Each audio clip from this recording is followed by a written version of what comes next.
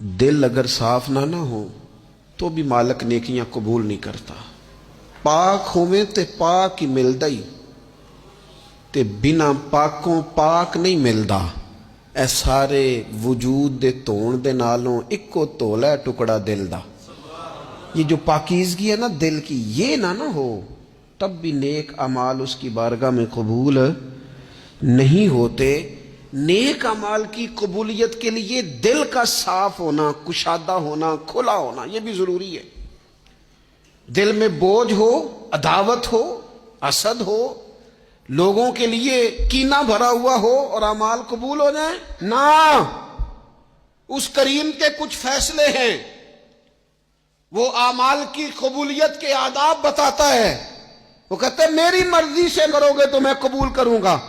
حدیث پاک آپ کو صحیح مسلم میں ملے گی۔ نبی پاک صلی اللہ